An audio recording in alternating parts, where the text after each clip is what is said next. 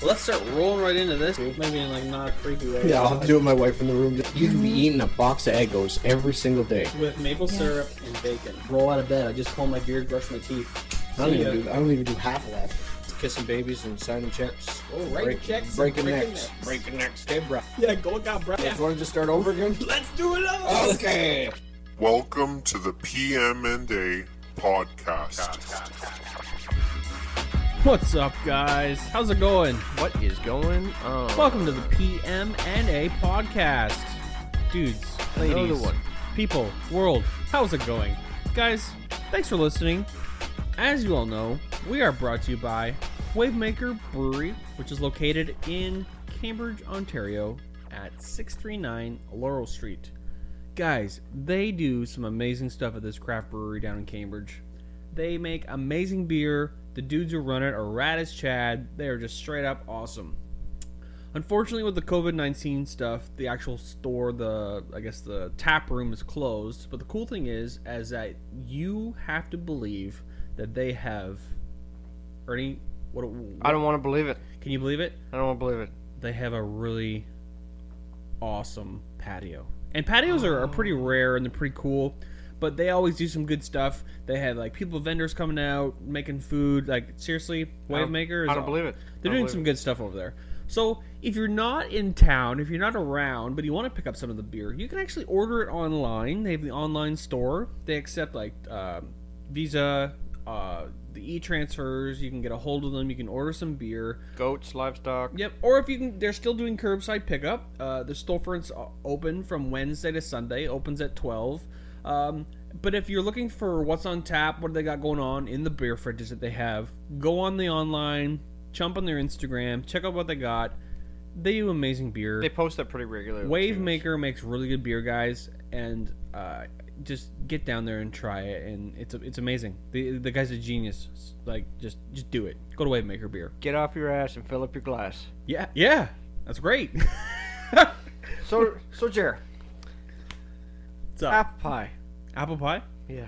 I love apple pie. Apple martinis. I've never actually had a martini.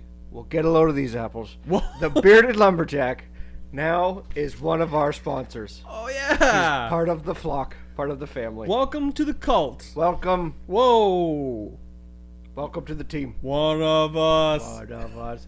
He has been generous enough to also give us a promo code PMA Pod To the listeners? to the listeners for 15% off So store-wide. listeners can get a discount? Yes, they can. Yes, Tell us they can. For what? So, here's what we got from Johnny. We got oil, lip balm, and a ton of apparel that he's got. Some really, really good oil. He has a couple little balms that he does, but he's got things like tobacco and leather, Cubans and cognac, the old-fashioned, just a whole whack of great The stuff. Bearded Lumberjack is amazing. But yeah, so if you missed out on our draw that we just did, Yeah. just hang on.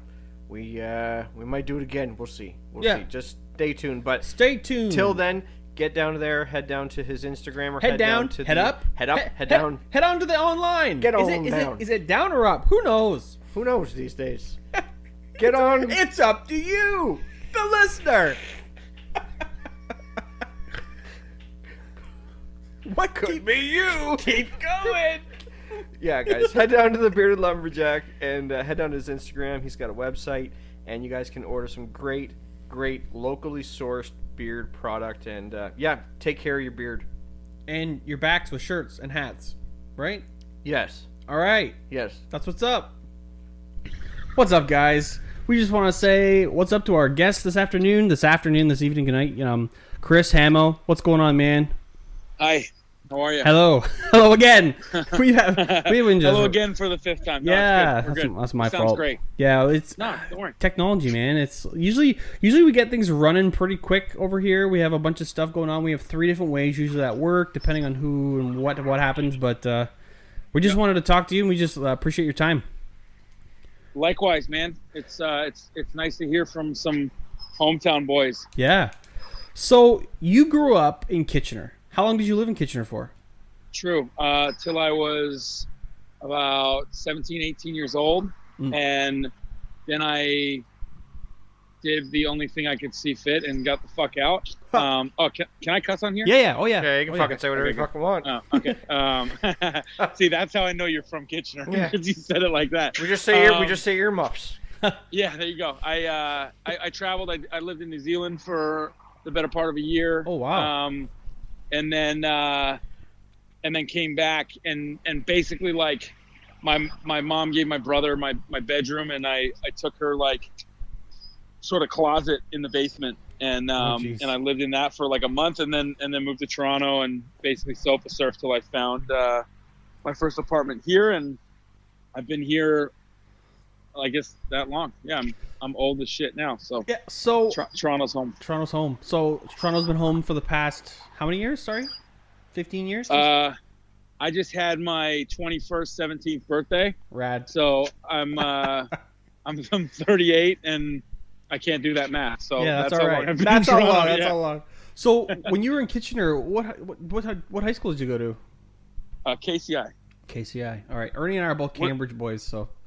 Cambridge. Would you go to Preston or something? Yeah, we Preston. Yep. Yeah.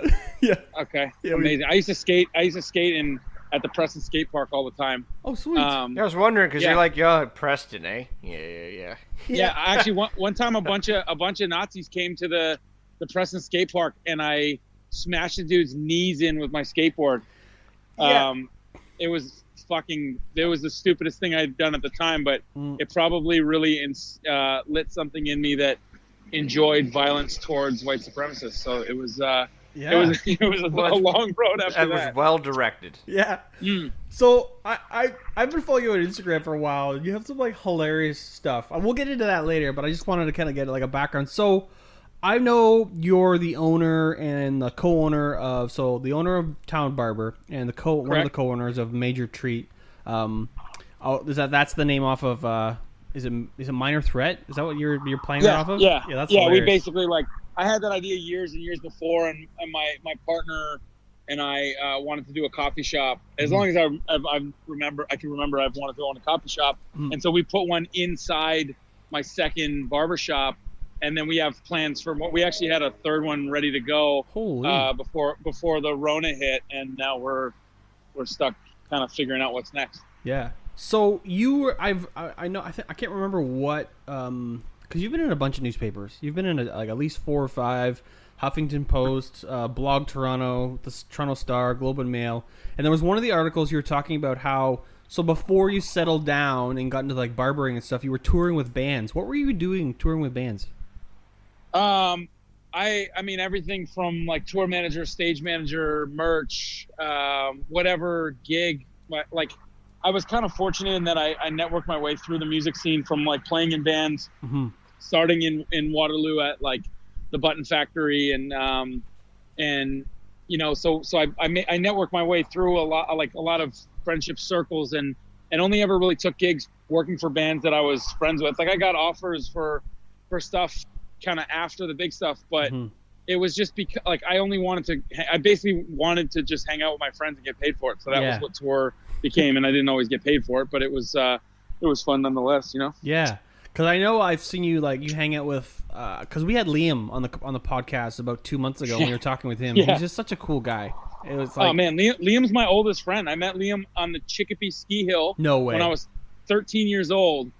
What? And he was like 47. He's way older than me. Yeah. No, he's actually only like a couple years older than me. But I was eating hot chocolate powder out of the snow, and he was like, "Hey kid, you're gonna throw up. Like this snow is made of chemicals." And I told him to go fuck himself, and I just kept eating it. And he kind of became like sort of like my like, I wouldn't say older brother because he did the dumb shit that I did as well. But we played in bands together. We fucking. You know, we've had a great time. Actually, before he was straight edge, when I moved to New Zealand, I called him and I was like, "Yo, I'm gonna live here forever. Like everybody here is vegan and straight edge, and it's amazing." And he's like, "No, come home. I just went edge too." And so I basically like planned to come home just to hang out with Liam. Oh, that's awesome. He's the best. Yeah, he's such a cool guy. I'm a huge fan of the Cancer Bats since they started. Like that's kind of what got me into like following him and like the way he's so positive, you know what I mean? Like, dude, honestly, like I've heard him like crying, heartbroken on the phone, and you can still hear him smiling. You know what I mean? Like Yeah. it was crazy. Like that band started as a joke, and he was living on my fucking kitchen floor for a year. What? Well, that band started out, and yeah, like dude, he's the most positive dude I know, 100%. Like he like actually lives it. Yeah, you know? for sure. Yeah. He's and amazing. That comes out in his music and his stage presence and everything like that. Like it totally comes out in his interviews. So, that's what kind of gravitated me towards him, because I'm like, I have that same kind of personality where like we just try to stay positive, and life's shitty enough. Why do you got to be a shitty person as well? So that kind of whole thing. Totally. He's got that shirt that says 1,000% stoked. I have that shirt too. That's basically him in a nutshell. That's awesome. That's hilarious. Always. Yeah. So you were on tour. You were like doing all the management and like the merch and stuff like that. So then you decided to come back to Toronto, and then you were settling down. So I know that. Like I kept an apartment in Toronto the whole time I was touring, but I was basically like, I had a small business here with the original bass player from the Cancer Bats, Andrew McCracken. We had like a pin company called Crucial Pins, and it's still around, but we don't own it anymore. And then he went on to do a bunch of, he's like a graphic designer, and he owns Town Moto as well. Oh yeah. Doesn't he have he has a cousin Phil, doesn't he? Oh my fucking god. Jesus Christ, I mean. But yeah, he like, me and him lived together, and Liam lived on our floor then, and we've like, Andrew's the reason I moved to Toronto, and I basically just like stuck around because I was going to shows out here a lot. So I kept the apartment, and I realized I was just like blowing money on rent. So we got a real cheap place, and it made me able to like go on tour and actually work for free for bands that couldn't afford to bring somebody out but needed some help, Yeah. So while going through that process, why did you want to get, like, were you always into barbering? Were you always cutting people's hair, or? No, like I lived in California for a little bit. I was working for a band out there, and I was started going to like kind of the new wave of barbershops when like at Hollywood's and stuff like that, when all that stuff like kind of started to kick off. And I mean, so I was always in and around shops and, getting haircuts on tour and stuff. And then I had a friend, I was trying to transition off the road because I met my now wife, and I was like, man, if I'm gone 11 months out of the year, she's not going to want to hang out with me. So I kind of needed to figure out like a grown-up career, but I was still struggling with it. And so I helped this guy open, he was apprenticing the barber, and I helped him open his shop, and then worked there for the first couple years. And we had a falling out. He was a really close friend, and we had a falling out, a difference of opinions. And so he fired me, and that was when I had just kind of been sort of learning from watching them. He wasn't a really good teacher. He's a really good barber, but it didn't translate well into teaching. He's just like, preoccupied with other stuff. So when I kind of stepped back, and I was like, okay, I need to like actually just do my own thing. So when he fired me, I opened the shop in the back of Town Moto. That's why I called it Town Barber, because I was on the back patio there for the first six months, and we were gonna build a shop in the back, like build a building, but we never got the permits, so we just kind of floated around till we found our permanent spot. Yeah, that's awesome. When you went to California, I'm really interested. Like when you, like the culture out there. Like I know like when down here. Like up here, when you put people behind a steering wheel, things change. But for the most part, people are pretty nice. Is it the same thing in California because they got such nice weather? I mean, yes and no. Like, nobody can fucking drive in California, and the traffic's crazy.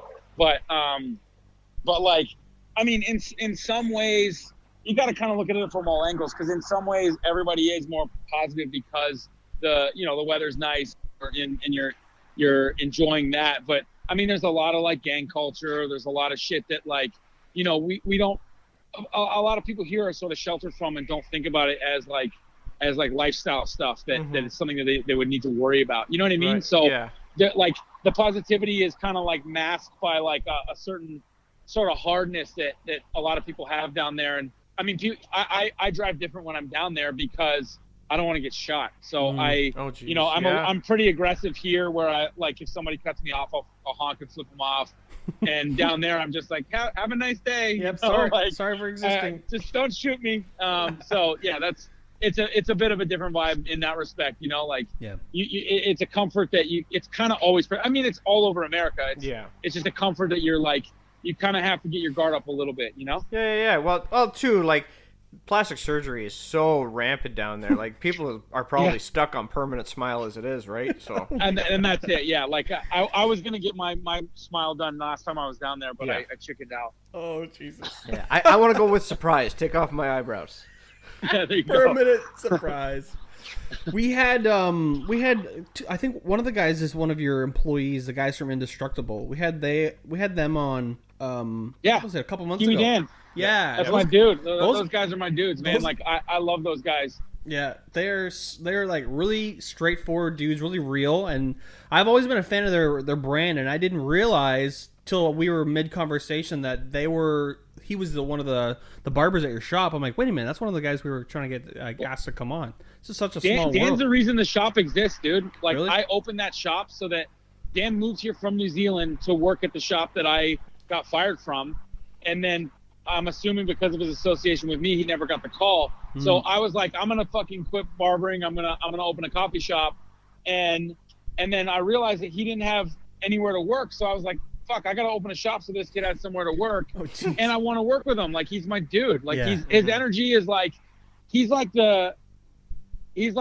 little wise brother that I always wanted. You know, I have a little brother who's fucking incredible, but my brother, but Dan's like my brother. Like, I don't know. I have a special connection with him, and I mean, I've always had a special connection to New Zealand, and like, I met him through other people. Like, a dude that I lived with when I was out there called me and was like, hey, they called him Little Dan because he's fucking tiny, and back then they were like, oh, he's like, Little Dan's moving to Canada, can you look out for him? So I just said, yeah, like, a friend of yours is a friend of mine, and when he moved over here, it was just like fast friendship. And yeah, he's solid. He's a great dude. Yeah, they were both him and Matt are both cool guys. Oh man, Matt's the shit. He and Matt have formed like a special bond. I think they're more in love with each other than their spouses. Yeah. But it's cute. It's fucking great. Like, the speech at Matt's wedding, his dad made a speech about how he wasn't sure if he was supposed to be marrying Dan instead of Monica, but it was fucking amazing. They're both just like great people. We met Matt because he was coming to the shop for haircuts, and then we started getting tattooed by him, and he and Dan just, like, we ran into him once at the X at like the C&E in Toronto, and I was like, I'm gonna be friends with this guy. Like, he's good energy. Like, they're great people, you know. Yeah, I was gonna get tattooed by him last week, but he's not opened up yet. They're not getting ready to go. Yeah. Oh, you should. He's so gentle, man. He like tickles. He's so gentle. Yeah, I was gonna do the inside of my arm. He was gonna do he was gonna do. I told him if he could do. You ever seen the? Oh my God, I'm like slipping my words here. The music video for Lucifer's Rocking Chair by the Bats with Liam's on top of the van. So what I wanted him to do is do a picture of a bat holding a coffee cup. That's what I was gonna get him to do. Sick. Yeah, that's what I was gonna get him to do. I think I'm in that music video. What? I think I don't know if that's the song. I don't know song titles. I think I smashed a bottle on my head in that video. Oh, like a real bottle? It was a very, very long time ago. Weren't you in a music video, Jer? No. Yeah, that Miley Cyrus one. What? That came in like a wrecking ball. She was riding you, wasn't she? What the fuck? No? You were the wrecking ball. Oh my God, Jesus Christ, you fucking prick. So Ernie and I are brothers. We're real brothers. Yeah, that's why we do the podcast together. You're real brothers? Yeah, we're real brothers. Yeah. What's the age difference? A year? 2 years. Yeah, we found Jeremy floating down a river. What year were you guys born? I was born in 86. In 84. Yeah. Okay. Yeah, my brother's 85 and I'm 82. So I'm sure I would know some of the people, some of the old Preston dudes out there, but probably. It's been a long time. Yeah, I went to Preston, and then I did my grade 10 to OAC at St. Benedict's. Because you got kicked out? I don't even know what. I've never even heard of that place. It's like more towards Galt, Cambridge than like in behind the mall, in behind the Cambridge Center. Yeah, back like the Jean. Do you guys ever eat at? You ever eat at the Grand Trunk Saloon? Yeah. Yeah, that place is awesome. My like childhood best friend Daryl owns that, and it's fucking incredible. That place is awesome. It has amazing it's food and everything. Like the atmosphere is awesome. Yeah, that's a cool place, man. He just opened a tiki bar too, I think. Not just like about a year ago. Oh man. Is it Yeah, is it around the same area? Yeah, it's right by the bus station. Oh yeah, okay. I think I know what you're talking about.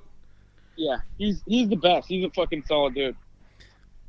Would you say that that like when you moved out to California there, like food and drink wise, would you say like Canada was on par when you moved out there? Like I know now I would say it probably is just from the places I'm seeing around here. But when you moved out there, would you say you're like, holy cow, the food's way better out here? Or would you say like... Of course, because Canada doesn't have any good Mexican food. Oh, yeah. Come on, Taco Bell, come on. There is no... You cannot find anything like authentic Mexican food here. I mean, there's the odd, like, you know, special spot that'll pop up, but nothing like... You can't go to, like... I like the real shitty, sketchy, like, Alejandro's and Alberto's and, like, the like, gutter spots. It's my favorite. Like, just a shitty taco truck on the side of the road will be the best meal you'll ever have. Yeah, like one you're not going to make it home in time to the bathroom. No, and, like, I mean, places like Grand Electric have a fucking place for sure, but it's not the same. Like, I don't know. I want a wet bean and cheese burrito all day, and you just can't find that stuff here. We were actually trying to open a restaurant here with some dudes from down there, and a bunch of weird stuff happened, and we kind of put it on the back burner. So maybe next year. Yeah, I know I keep asking about California. I really want to go, and it's weird. Like I don't really care about hot weather, and I don't care about beaches.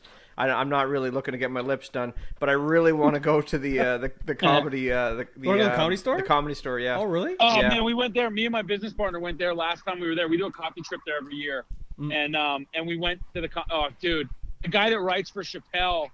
I forget his name, the little guy. He came up and he looked like he had spent the whole day crying, and he was the funniest dude of the whole night. Like, it's crazy the people that come through there on a regular night. Yeah, and they said it's even wild. like on a Tuesday night, they said like I would go during the week because I want to go see. There's two people. I want to see Joey Diaz. Yeah. And I want to see Rogan. But if I can't see Rogan, I would settle for Santino. Yeah, but doesn't... Like, I wanted to see Chris D'Elia. I want to see Chris D'Elia, but yeah, I don't know what's going on I don't now. think that's happening for a little bit. I don't even remember all the names. I'm not good with people's names, like actors and comedians and shit. But I don't even remember all of the names of the people that I saw.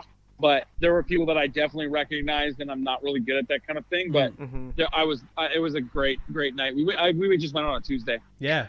Yeah, that's what they were saying too. Like I listen to a lot of their podcasts, and it's just it's just killer after killer after comedian. My guy, my human, my perfect person in the whole world is Tracy Morgan. Yeah, and that would be like my thing if I could ever. My goal is to have him, like, to have his number so I can ask him advice, and I want him to kind of be like my life coach and just, like, you know, ask him what I should have for dinner. Or, you know, my wife's mad at me, what should I do? Like, just weird little things, and he everything he does is perfect. I love him. Yeah, man. So you do live in Parkdale? Is that where you live, in that part of Toronto? I do. So I think I was down there maybe a year ago, and I think maybe 2 years ago. I went to, was it P&L Burger or something that's down there, or was down there? Parts and Labor was down there. P&L Burger was on Queen West. Yeah. But Parts and Labor is now being this is a shame. I got some good friends who are turning it into a nightclub, and it was supposed to open April 1st, but of course the Rona, and so now it looks incredible. I mean, when it does open, it will be I don't like nightclubs, and I will go there because it looks like a fucking spaceship. But it's going to be called AM/PM. Cool. Now. Yeah, it's just like an interesting neighborhood. It's really it seems just like I'm from Cambridge, so you know what that's like. And whenever I go down to Toronto to certain like Kensington Market or Parkdale, like those places, or even College Street, like it's just like a different atmosphere. It's a different culture. It's just like, I don't know. To me, it just seems like it's an interesting people. It's an interesting life. It's special. Yeah. I mean, I got a good. I was the head of security at Parts and Labor for the first couple of years. Oh, cool. And so, like, standing out front of there bouncing, I saw some shit. Like there was some wild shit all the time. Like what? You know, kind of. There was a gunfight in front of the school, and this dude just came running down the street with both guns in his hands.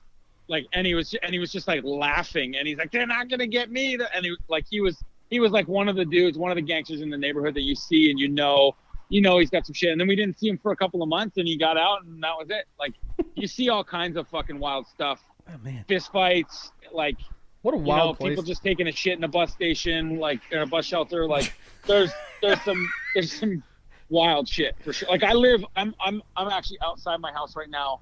I live at the end of a dead end street in Parkdale. It doesn't really feel like Parkdale, but because I'm at the dead end street, there's people like fucking in their car in front of my house every day. Jesus. People shooting heroin, like, right on, just leaning up on the fence. Somebody overdosed about 2 months ago, like literally on my driveway. Oh my God. It's wild, but it's also like there's like families on my street, and there's it's nice. It's like really fucking nice. Like this house would be, I mean, I don't own it. I rent a place, but it would probably be fucking $3 million. Yeah. If it was, and it's beautiful. It's the best place I've ever lived.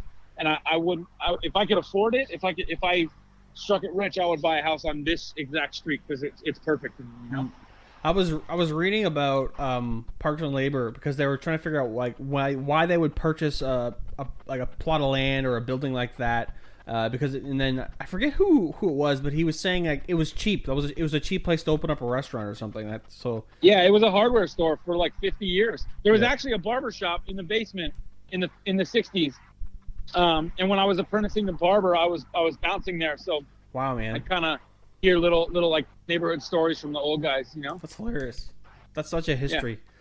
So I know you're into dogs too, right? And I like dogs more than I like people. Yeah, and my condolences on the loss of your dog a year ago. It's George. George. Right? Yeah, man, that was my guy. He was special. Yeah, I sent you a photo a little while. Sorry, not a photo. A message a while ago. I told Ernie about it, my wife about it, and we were like, dogs are like that's part of our lives too. We love our dogs. So. Yeah.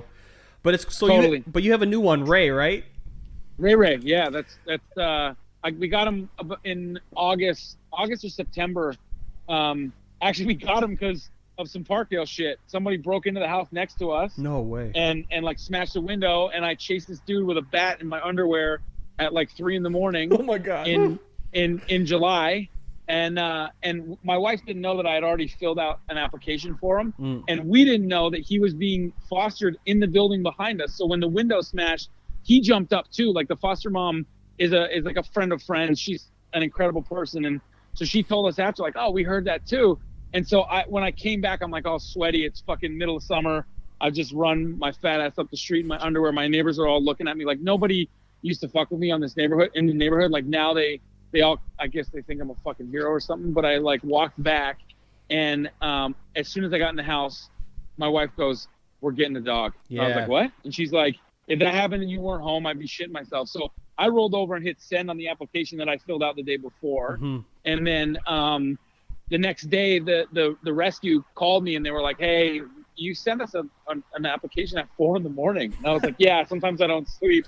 And the next day she brought him to my office, and I just like, I had met him once before, and I knew the second I met him, like he's so special, man. He's actually under the weather tonight, but he's like the fucking best dog. He's such a goof, and he's like 75-pound lap dog. So I really want to get him a little Yorkie or a Chihuahua or something because he loves little dogs. Just to hang out with a little buddy.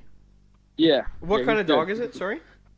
He's like a weird mutt, like a pit bull mix of some sort. Like, I'm not supposed to say that because they're not legal, but he's like an American bulldog mix. Yeah. He's just like people ask me what kind of dog he is. I just say he's a good dog. He's a good dog. That's it. Yeah.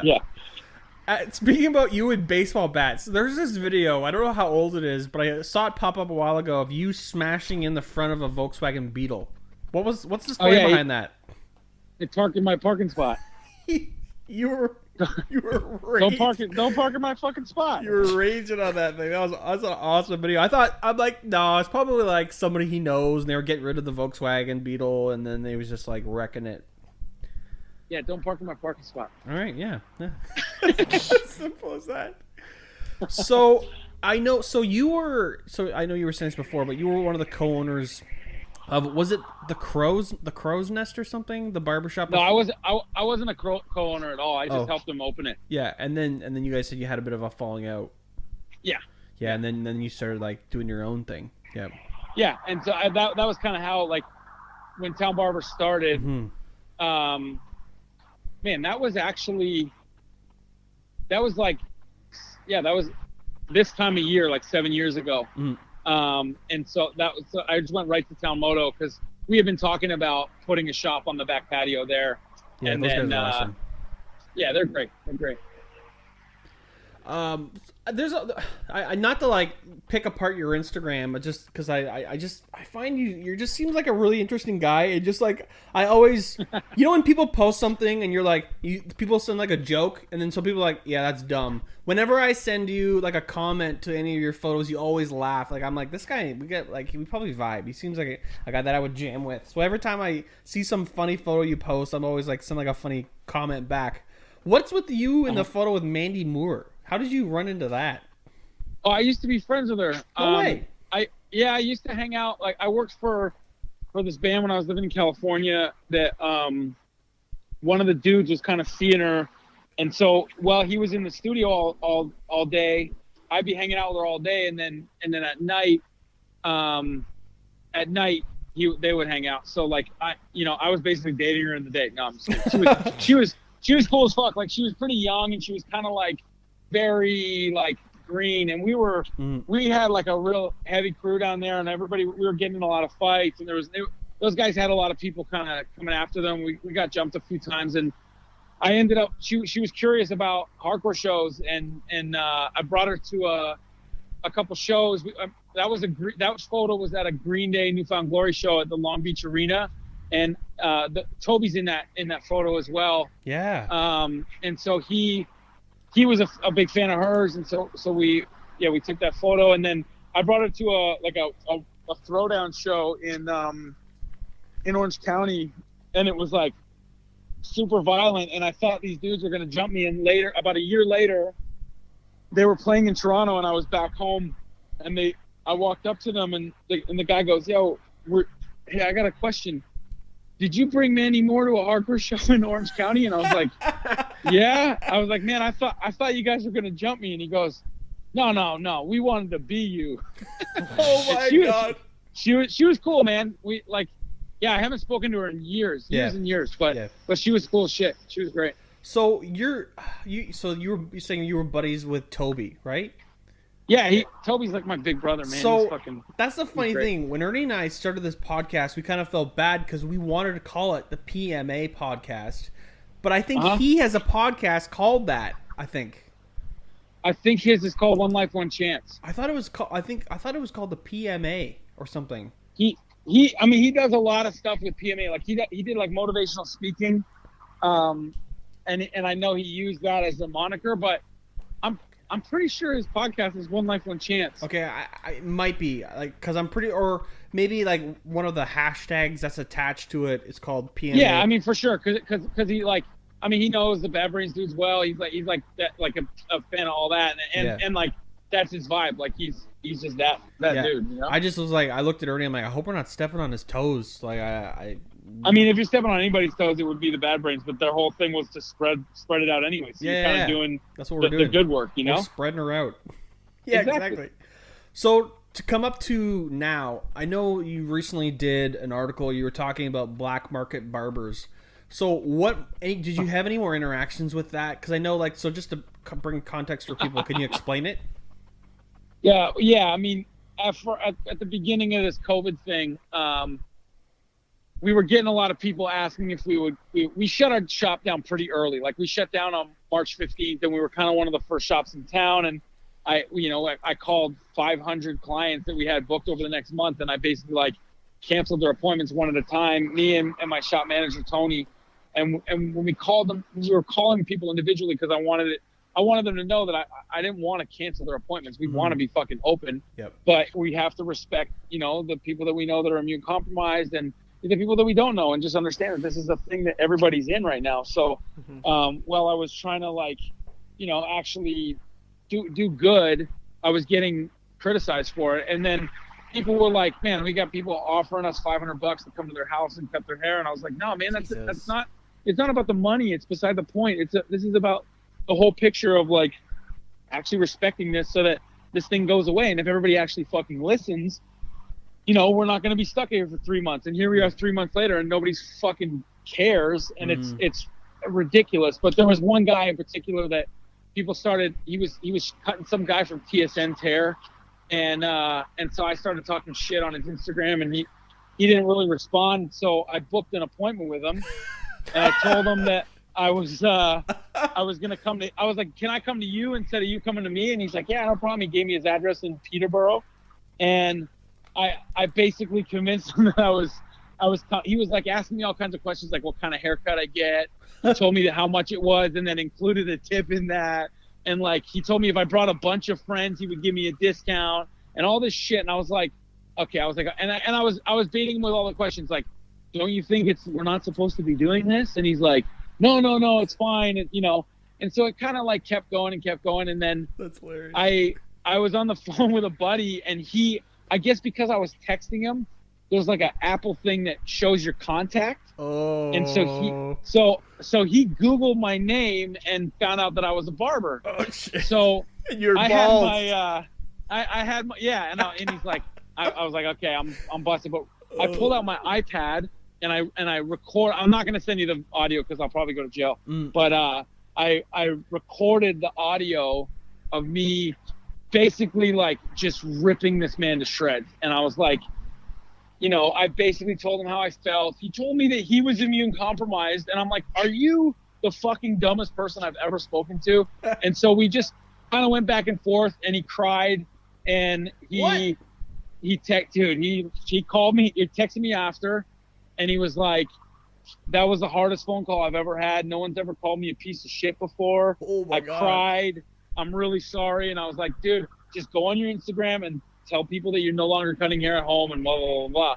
And so we've had words since, and we're going to have coffee when all this shit is done. Oh my God. And I'm going to explain to him that, like, this is, if you're a barber and you care about community and you care about people, then you'll respect this whole fucking thing, because it's not about making $100 a pop. And, the article that I did with the CBC, or it was like an interview for the National or something. And that whole thing was like they had a kid bragging that he's doing, $200 cuts. He did $200 cuts in the last month. And it's like, man, you're a piece of shit. Yeah. Like, because you're doing that, none of us can go back to work. And the more you do that, nobody can go back to work.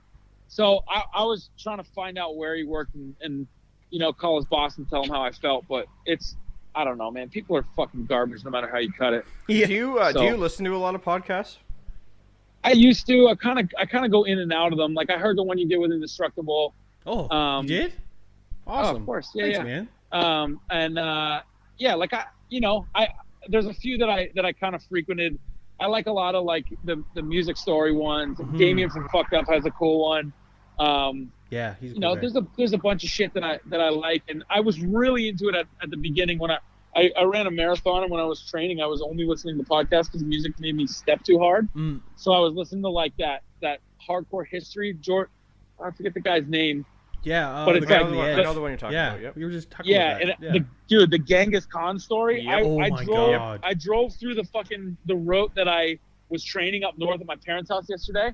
I just went up for the day, and while I was driving through, I was having flashbacks like I was watching Genghis Khan cut people's head off. Mm-hmm. It was crazy. I was like, man, it just, the visuals that I made up in my head from listening to this podcast, but I kind of forgot how powerful that can be, just listening to people talk, Well, that's what I was just about to say. It is very powerful, and I think a podcast of an accuser and his accusee would make for a really good podcast, and we would love to intermediate that. I think we should, we could set it up through Skype, and then we could set him up with those little things. If you're lying, you get zapped.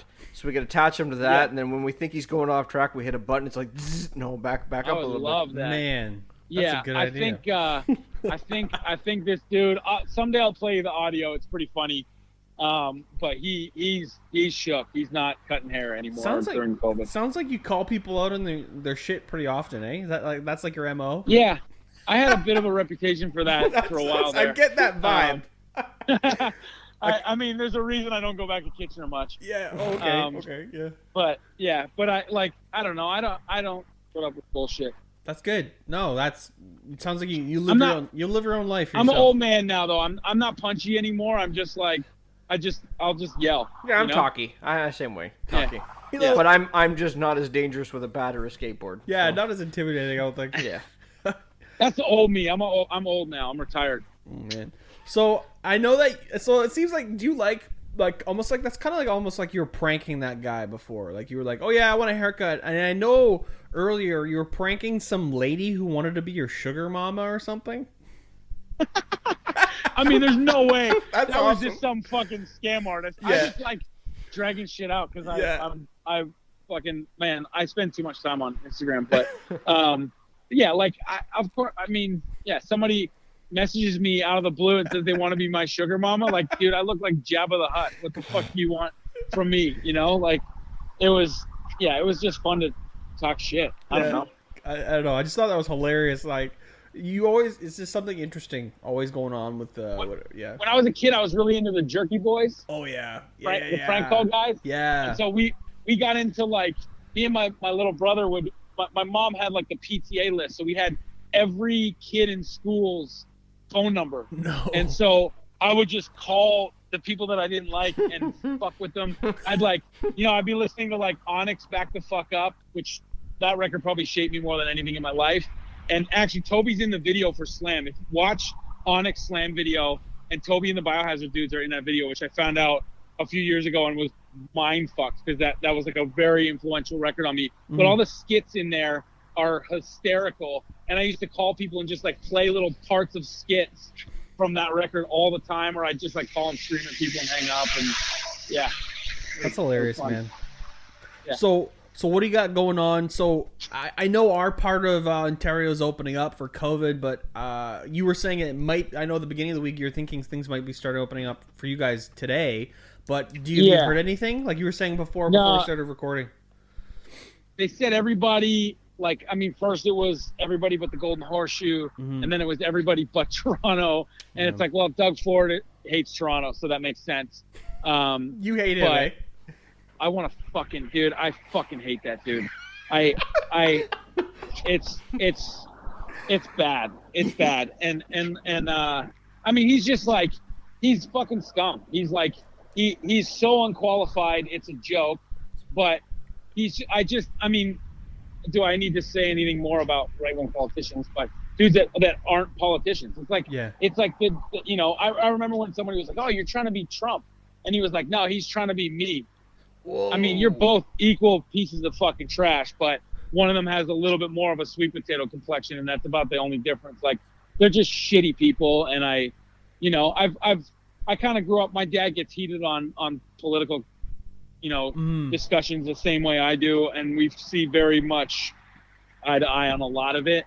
And that dude is the worst thing for this province, and I'm terrified to think that he's going to run for prime minister as well. Oh my gosh! Is there something about your brother and him? No, his brother, Doug Ford's. Oh, I remember you posting stuff about Doug Ford's brother. What was it? Rob Ford. Yeah, were you really? That would seem like you were really into it. Like, oh, he's a fucking. I mean, he was garbage too. He's Toronto's crackhead mayor, dude. I mean, come on, like, what else do you have to say? That's hilarious. Those videos that popped up. He's a shitbag. Well, he was. I mean, was a shitbag. Yeah. Yeah, like I know the family's criminal lawyer. What? And like what does it tell you that family needs a criminal lawyer? Like, I mean, there's books. They made a fucking movie out of him. But like their sister was shot in the face in her kitchen by her boyfriend for delivering heroin to the wrong white power gang.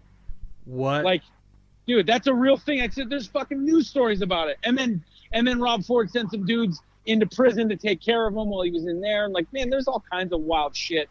But like, like these people are not fit to run any office, let alone like the biggest city in the country or the the province of Ontario, or like it's ridiculous. But yeah, wow. I mean, it's a joke. But yeah, I think I'm guessing on Monday they're going to tell us that we can probably open on Friday, unless they just stay till the end of the state of emergency. Like, walking around in the city, it doesn't seem like anybody gives a shit about this thing anymore anyway. It's the same over here too. Yeah. And I mean, like, I've gone, kind of both sides of the fence. Where I started out, I was kind of scared of it and kind of like, trying to like, oh God, the virus is real. I wasn't really scared of getting it, but I obviously didn't want to give it to my parents. They're healthier than I am, but they're elderly. So I was like, okay, there's that. And then I don't want to give it to a client or whatever. So, I understand it. I know there was a music promoter in Kitchener that I've crossed paths with a few times who was pretty young. He was like 43, and he died of it pretty early on. Yeah, he was. He was good friends with the guys that I DJ with. Yeah, we had a lot of mutual friends, so like seeing that one kind of brought it close to home. And then my buddy's coworker in New York died of it as well. And like you start to like when you are kind of pulling that skepticism, and you're like, okay, this thing's fake. Something like that happens, and it kind of pulls you back in. Yeah. And I think a lot of people just haven't been affected, and they don't give a fuck until something affects them. So I think if you can like look past your whole thing, and obviously I'm pissed off. I've lost a lot of money. Yeah. I'm really scared of losing my shops because of the rent and stuff.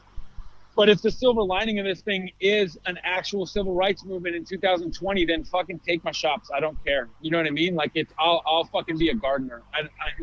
I'll find something to do. And if people actually start to wake up and realize that there are some serious injustices in the world, and Canada and America have a huge racism problem that is seeds hundreds of years. Yeah. And if that's what we get out of this thing, then bring on another pandemic, dude. Yeah, I'm in, if people start to fucking change. So crazy. It's almost like it was like not to say that it was a storm, but it was like perfect timing for people to kind of like because everybody stopped, right? Everything stopped. Everybody's paying attention. And before, like everybody, people would get distracted really easy with like sports and stuff and other stuff going on around the world. But now everybody's like home. They're just paying attention to social media, and then something like this happens, and then it's just like, what? And then it just exploded, and it's all over the world. It's not even North America. Totally. It's crazy. And I mean, it opens up for some really difficult conversations. I mean, we've got some cop clients that come to the shop that have become friends that are good people, and for me to explain to them, like, man, when I say ACAB, I don't mean you personally.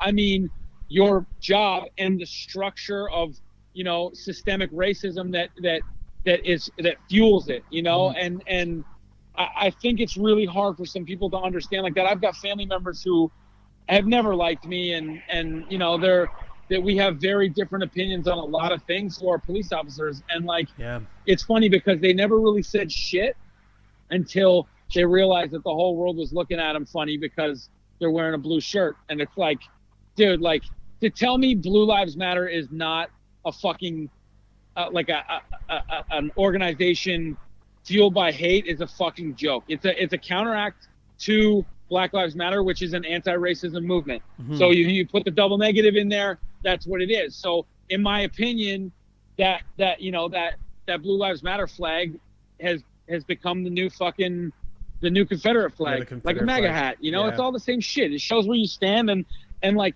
dude, you can take your fucking blue shirt off. You're not a blue life. Yeah. That means nothing. That's not a real fucking thing. Mm-hmm. You can't say the same thing about a black person. Yeah. Like that's you can get a new fucking job. That's all it is, a job. Yep. I said to one of the cops, I was like, yo, all jobs matter. And he was like, well, it's not really like that. People are after us. And I'm like, what the fuck? You think they've been defunding fucking education for decades because of you? That's how it works, man. And you're finally, now that you're getting a taste of it, and you no longer feel like this powerful fucking hero who probably got bullied in high school, and now you're, yep. It's like this is what people really fucking think. I'm watching a cop right now over on the lake shore. Like I can see over the highway in my house, and he's just like fucking with people. What?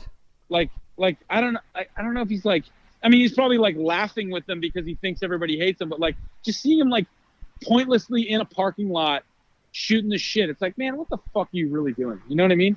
Yeah. I don't know. It's been on the decline for a long time, because I've always said like there's a lot of times when the first time I really saw how horrible things were getting with some, and I'm gonna preface that, some of the police force, was I was on my way home the one day. There was a lady at a gas station. She was hanging on to some guy's driver's license, and she was saying, this man asked me for money and said that he was coming right back with the money. He just needed money for gas, and he gave me his driver's license, and this was 5 hours ago. And this was the gas station I was at, and she goes, I'm waiting for a police officer to come. And I was on my way home, and I went, that is horrible, man. If there's anything I could do, I could help, I would. I said, but there's just nothing I could do. Like, and I looked at the driver's license thinking maybe if I jump on social media. Why was she showing you the driver's license? because I said I lived in the area Oh. and I know a lot of people in that area, so let me have a look at it. And she goes, no, there's just no police officer. I'm waiting for a police officer to come. I was on my way home. I passed a police officer sitting in a parking lot with a radar gun. I said, you know what? There's a lady up there waiting for a police officer, and she really needs help right now. You should probably go up there and check that out because she's really distraught. He goes, sir, I have a job to do. Yeah, he's a traffic cop. And I was gonna go, you know, Ask any cop how they feel about traffic cops. They fucking hate them. I was gonna say, you know, on that sign on the back of your car says "people helping people," not assholes with badges. Yeah. Totally. And this is the thing, man. It's like that's what they've been made to think. And it's funny too because I'm having these conversations, these difficult conversations with these people who I know on a personal level, from whether it's from them just being in the shop or cutting their hair or whatever it is. And it's like they have no problem giving them PR training on how to deal with the fact that the world is now flipping on them. Like, I don't know if you saw what they did in Toronto today in front of the main police station. No. But they painted like 20-foot letters, giant pink letters across College Street in front of the police station that says defund the police.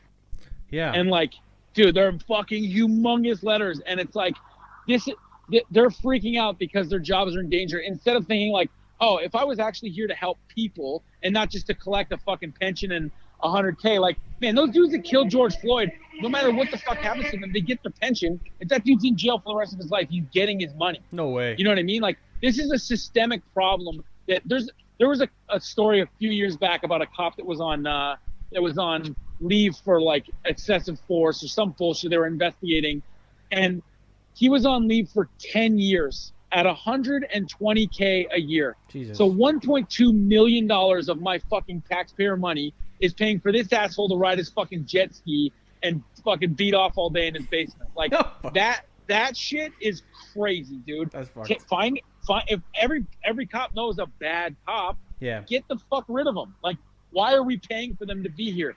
Put a social worker in a car with a cop and have them patrol around and actually have them actually sit and talk to people, because that's what people need. That woman that died off her balcony, whether she was thrown or whether she jumped, no matter what happened, the system failed her because they sent 8 officers to her fucking house while she was having a mental health episode. And that is not what somebody in that situation needs.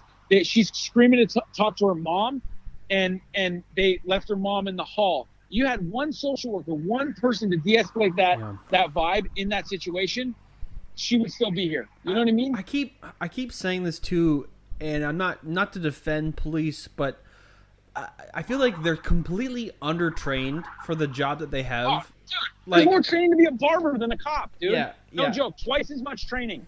Yeah. Like, even for the that's crazy. Like, I was listening to Jocko. What's his last name?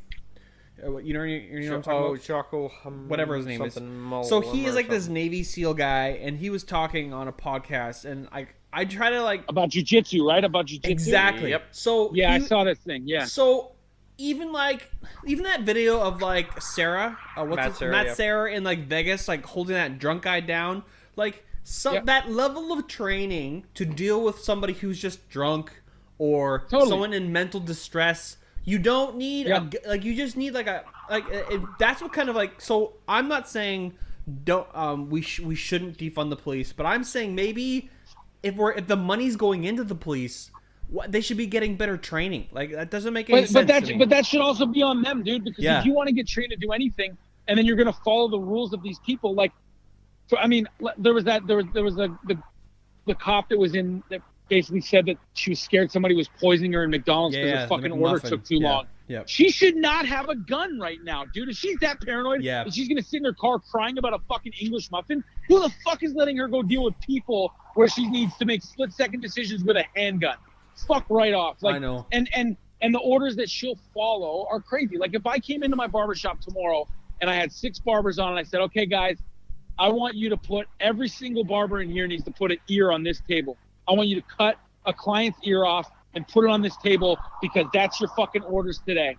I would have 6 barbers walk the fuck out of my shop. Yeah, because you're. So why are they going, hey, I need you to militarize, I need you to strap up and shoot these fucking people in the face with a rubber bullet or a tear gas canister? I know. And it goes even minimum than that too, because was there not a quota for when you get like a speeding ticket? Do they not have quotas for that? I don't I know. think Oh, that for is a all thing. that shit. Yeah. So every division, dude. That's what traffic cops do. They sit there and they get their fucking quota because that is how they make money back into the system. And I get that. There's a place for that, but it doesn't need to be a dude with a fucking gun. Like, give me a break, man. Like maybe some more people. So that's an interesting way to think about it, because I know in the States they have like the DEA. If we were to set up because cops basically are like, they're in charge of all the bad things that happen. What if we had like different sectors? Like, okay, there's this person doesn't need a police officer to go, like you just said, a social worker.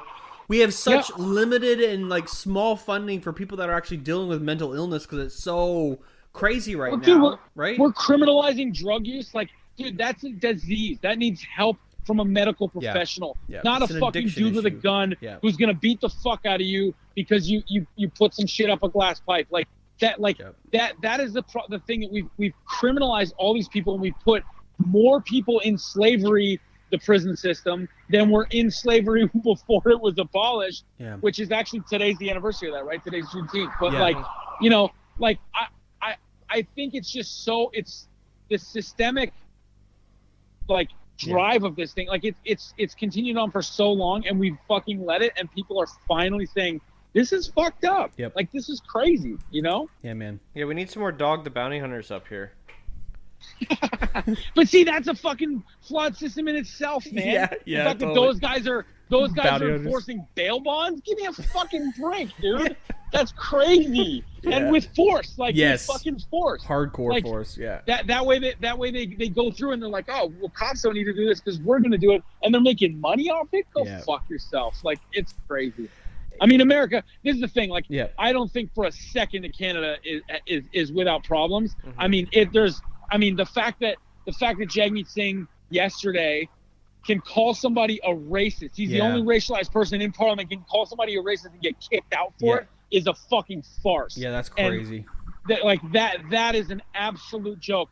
If that guy was running the country right now, my shoulders would have dropped a fucking foot. I'd be so relaxed. He is what we fucking need. I voted for him. Instead, and me too, man. He came into my fucking coffee shop, and he was doing the shaking babies PR, and kissing hands thing, and it was so real that it was like, dude, he looked back. I had my dog there, and he looked back at his camera guy, and he's like, yo, this dog looks like your dog. Like, how do you know you're a human? Mm-hmm. You know what your camera guy's fucking dog looks like? Like, he likes rap music. He fucking gets it. He can hang. He's the best dressed dude I've ever seen. He's in jiu-jitsu. Dude, he's fucking gnarly. He's no joke. And so he's the leader that we need because he can relate to all people. He can speak to the old farts. He can hang with the young kids. Yeah. Justin Trudeau is as qualified to be a prime minister as I am to be a real estate appraiser because that's what my father did. And man. I get it. It's cute. I mean, he's a lot better than than Scheer or any of those dickheads. Yeah. However, and my hatred isn't runs as deep as I have a thing about the people who really have a hate on for Trudeau. It's like you're probably just a fucking closet racist or a very vocal racist. But the Liberal Party isn't without its flaws. But Jagmeet would have been fucking incredible, man. Yeah, that would have been awesome. It would. Yeah, diversity in that. Yeah, I voted for him. So I'm hoping he sticks around. I'm glad that he's still with the NDP, and then we can see some change. But I think he will, and I think people are actually starting to see what he's capable of, and what he's actually making some traction, and raising a stink where it needs to be raised, and he's doing cool shit. Yeah, you can almost say though, maybe Doug Ford just didn't know. I mean, Rob Ford, maybe he just didn't know. It's like Ron Burgundy's like, I guess you can't smoke crack on live TV. He's like, well, I guess as Parliament you can't smoke crack. Man, that whole family's corrupt. That's what I'm hearing. But I mean, remember when he said that thing about eating the mayor from Hamilton? Yeah. Dude, come on. It's like I read a meme the other day that was it was a photo of Obama, and it was like, don't you just miss full sentences? Yeah. And it's man, the word presidential or to be the mayor. I've joked about running for mayor 100 times. I could not get through a press conference without calling somebody a motherfucker. Couldn't happen. Yeah. But and I'm not the guy for the job. But I sure as fucking better, more qualified than that dude. Yeah. You know what I mean? It's a joke. Yeah. So But they I signed don't up for know. the entertainment. They signed up for the entertainment president, right? Like they knew that it wasn't going to be Yeah. business as usual because he doesn't know business as usual. Man, they're in rough Yeah, shape. he couldn't run a hotel. Yeah, exactly. Yeah. Well, he could be in a video. They're in in one. rough shape. They don't even even like December. I don't know what's gonna happen to the world in the next 6 months, but it's not gonna be. It's gonna be interesting to watch. But Aliens are next, right? right, July. Yeah. We're next. That's what I heard. Yeah, man. Yeah. Put your tinfoil hats We're gonna get on. Eddie Bravo on the podcast next. Yeah, Eddie Bravo. He'll tell us how to deal with Yeah. him. Him or what's his name? Carol. I don't know what you're talking about. The conspiracy guy, the big guy. He got into it with Joe Rogan. They had that 4-hour one, and he was screaming and yelling. Oh, I forget his name. Shit. You know what I'm talking Anyway. about? So we don't want to keep you anymore. I know you're gonna get your dinner. You're gonna eat up your dinner. But thanks for hanging out with us, man. Oh, anytime, dude. If you roll through the city, come by the shop. Let me know you're coming absolutely. Yeah. So I was just about to say. So people that are listening. So when they come down to Toronto, not if, when they come down to Toronto to get their hair cut by the coolest barber in Do you Ontario cut right still? now. I forgot to ask you that. Oh, do you? Yeah. I mean, I pretty much just stick to my regulars now and kind of give a like. I would honestly say I'm probably the worst barber in my shop. All my barbers are fucking incredible. Yeah. And they're all great people. Like I'm really fortunate that I have a really good solid staff who are all like killer barbers. And so, I kind of just any new client I just push among them because no matter what, they're going to get a good cut in the shop, Yeah. So even at least come down with a horrible Mexican burrito for you, and then I wish. and then come down and get a sweet haircut. You're down in Toronto there, and the name of your shop was Town Barber. Town Barber. Yeah. And you guys are located where? We got one at Queen and Beaconsfield, right by the Drake Hotel, Mhm. 1158 Queen, and then we have one at Ossington and Dundas, beside the Late Beat Diner, 1114 Dundas West. And is it the Ossington one that has Major Treat in it? No, that's Queen. Okay, That's Queen I'm Street one. gonna check that out when I come down to Toronto next. Well, I'm gonna come down there and see Matt anyway to get tattooed up. And when I'm down there, I'll come and check out their shops and stuff. I'll say what's up. Yeah, let me know. I mean, the problem is now there's a lot less hanging around in the shop. Like I Yeah. built those shops so I would have places for my fucking friends to hang out. I put 2 benches out front of the coffee shop so that more people would bring their dogs by. And now you Yeah. can't do any of that shit. Yeah, So fuck. it's going to be a very different climate, but you're always welcome. We'll get you through to say hi for sure. Thanks, man. We appreciate that. We appreciate your time. Thanks. Yeah, thank you. This was an Likewise. amazing chat. Thanks- Like I thanks didn't for know too reaching much. out, man. Yeah, I had just read into your Huffington Post. I watched that. That I was sent him a couple really of videos. entertaining. Did a little bit of background research Yeah, on it because I was so yeah. stoked to talk to you, man. Oh, sorry if I talked your fucking ears No, off. dude, way. we like No we way. want to have you back on. Like Yep. maybe when everything starts clearing up. Anytime, dude. I'll come to you. We'll sit in the Yeah. studio. Like Yeah. it'll be funny. Yeah, Yeah, man. whenever you want. I'm down. We'll go down to the skate park, see what we can find down there. We can. Oh shit, is it still there? Yeah. Oh, yeah. There's a new one now in Riverside Yep. Park. There's a Yep. new one now. Man, let's just tell fucking Kitchener stories. I got wild shit from back in the day. A lot of stuff I probably shouldn't talk about recorded. You recorded. But yeah. I've got some funny shit that I only go down there now because my picture framer's there. Mm. And I get coffee at Show and Tell because it's great.